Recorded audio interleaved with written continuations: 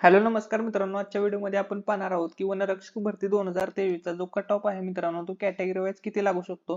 54 plus गुण घेणाऱ्या सर्व विद्यार्थ्यांना संधी मिळू शकते का, याविषयी सुद्धा आपण सर्व अपडेट आजच्या व्हिडिओमध्ये तुमच्या सोबत शेअर करणार आहे. त्यामुळे मित्रांनो, वनरक्षक भरतीचे सर्व अपडेट्स टाइम टू टाइम पाहण्यासाठी आताच मित्रांनो चॅनलला सबस्क्राईब करून घ्या.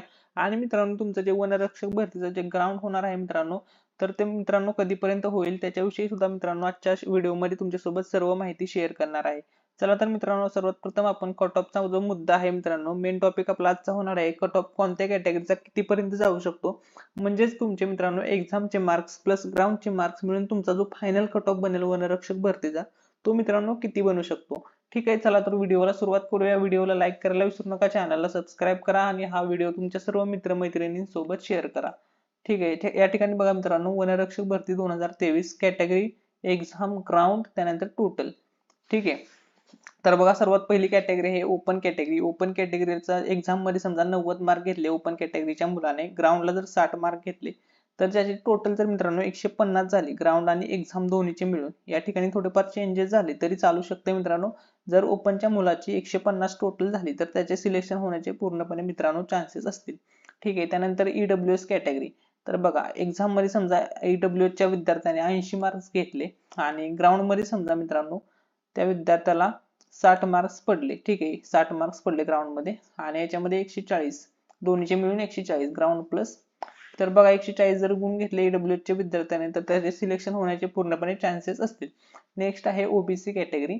तर बघा समजा एक्झाम मध्ये 80 गुण घेतले आणि ह्याच्यामध्ये ग्राउंड मध्ये 60 गुण, दोन्हीचे मिळून 140 जर स्कोर केला तर सिलेक्शन होण्याचे पूर्णपणे चान्सेस असतील. त्यानंतर नेक्स्ट आहे एससी कॅटेगरी. तर बघा एससी कॅटेगरीच्या विद्यार्थ्याने जर एक्झामला 70 मार्क्स मिळवले आणि ग्राउंडला जर 60 मार्क्स घेतले, तर बघा टोटल किती होतील 130 मार्क्स. जर 130 गुण घेतले तर सिलेक्शन होण्यासाठी म्हणजे पूर्णपणे संधी असेल मित्रांनो. त्यानंतर नेक्स्ट आहे एसटी कॅटेगरी. तर एसटी कॅटेगरीच्या विद्यार्थ्याने एक्झाम मध्ये 70 गुण मिळवले आणि ग्राउंडला 60, असे दोन्हीचे मिळून 130 गुण घेतले तर पूर्णपणे मित्रांनो चान्सेस असतील सिलेक्शन होण्याचे. ठीक आहे, त्यानंतर बघा मित्रांनो नेक्स्ट आहे, या ठिकाणी महत्वाची माहिती आहे, ज्या विद्यार्थ्यांना एक्झाम मध्ये 60 प्लस मार्क्स आहेत आणि त्या विद्यार्थ्यांचे ग्राउंडला जर आउट ऑफ असेल, ग्राउंड म्हणजे आउट ऑफ असेल, तर त्यांचे सिलेक्शन फिक्स आहे. कारण 5 किलोमीटर रनिंग मारणे कुणाचंही काम नाही. त्यामुळे ज्याची रनिंग चांगली आहे ते मेरिट मध्ये येणार. म्हणजे मित्रांनो तुम्हाला समजलं असेल की तुमचं जे 5 किलोमीटरचं ग्राउंड होणार आहे मित्रांनो, ते किती इम्पॉर्टंट आहे हे तुम्हाला या ठिकाणी याच्यावरून अंदाज आला असेल मित्रांनो. खूप इम्पॉर्टंट आहे मित्रांनो तुमचं 5 किलोमीटर रनिंग.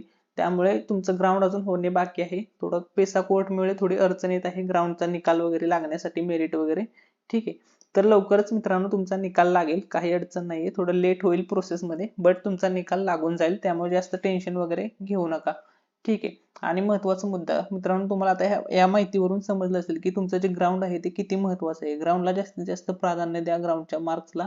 जेवढे जास्त तुम्ही मित्रांनो गुण ग्राउंडला मिळवाल तेवढेच मित्रांनो तुमचे सिलेक्शन होण्याचे हाय चान्सेस असतील. आणि मित्रांनो तुमचं जे ग्राउंड आहे मित्रांनो ते जानेवारीच्या सेकंड किंवा थर्ड वीक पासून मित्रांनो चालू होऊ शकते. कारण की सुप्रीम कोर्टाचा जो निकाल आहे मित्रांनो, तो 9 जानेवारी 2024 ला जाहीर होणार आहे आणि त्यानंतर तुमचे निकाल वगैरे रिझल्ट वगैरे लावला जाईल. ग्राउंड साठी पात्र यादी येईल. त्यानंतर मित्रांनो तुम्हाला एक ग्राउंडची डेट दिली जाईल म्हणजे प्रत्येक विद्यार्थ्याला, आणि तुम्हाला ग्राउंड साठी इलिजिबल होचाल मित्रांनो तुम्ही, जर तुम्हाला चांगले गुण असतील. म्हणजे 54 प्लसला तर त्यांनी 5 सांगितलेलं आहे. फक्त मुद्दा असा आहे, ज्या विद्यार्थ्याला 54 किंवा 54 प्लस मार्क्स आहेत सर्व घेणार की मेरिट लावणार हे आता त्यांच्यावरती डिपेंड आहे. कारण की GR मध्ये स्पष्टपणे सांगितलेलं नाही.